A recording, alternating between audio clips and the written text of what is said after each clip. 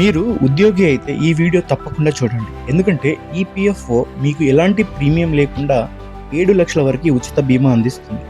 అయితే ఉచిత బీమా ఇస్తుందన్న విషయం చాలా మందికి తెలియదు. ఉద్యోగి చనిపోయినప్పుడు కుటుంబానికి ఆర్థికంగా ఇబ్బంది కలగకుండా ఉండేందుకే ఈ పథకం రూపొందించబడింది. EPFO employee provident fund organisation అనేది ఉద్యోగుల భవిష్యత్ నిధి సంస్థ.